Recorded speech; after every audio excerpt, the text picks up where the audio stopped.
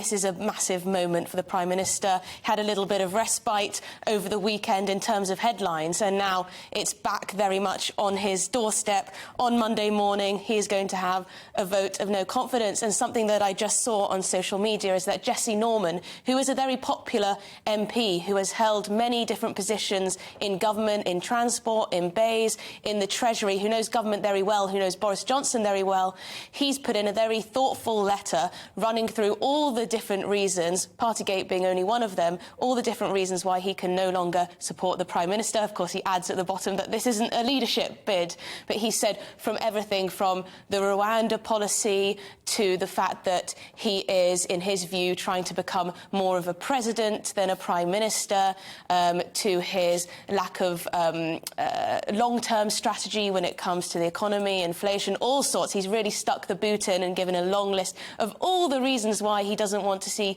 Boris Johnson in the job, why he doesn't think he's up to the job. Now, there will be many Tory MPs who agree, and what's quite interesting, if I speak as a columnist for Conservative Home, I saw their recent polling on popularity within the cabinet, and very much Boris Johnson is at the bottom of that in terms of popularity. He's taken a real hit. There are problems with trust.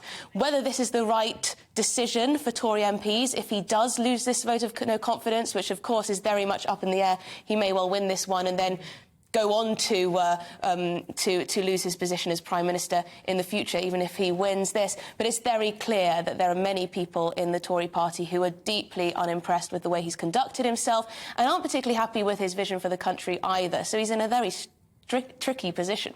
Well, a Number 10 spokesperson has come out and said tonight's a chance to end months of speculation and allow the government to draw a line and move on, delivering on the people's priorities. The Prime Minister welcomes the opportunity to make his case to MPs and will remind them that when they are united and focused on the issues that matter to voters, there is no more formidable political force. And we know that over the weekend, the Prime Minister has been described as being in bullish mood. He's been calling MPs last week to try and shore up support. There's been Operation Big Dog back in action to try and help him with that. David Canzini, new Deputy Chief of Staff and ally of Linton Crosby, who's the election strategist, also been out there phone bashing.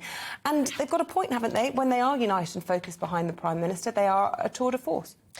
Yes, they are, and Boris Johnson has proven that he can win elections and that he got Brexit over the line. He can talk about the fact that we had a fast rollout when it came to the vaccine, that we were able to procure those vaccines.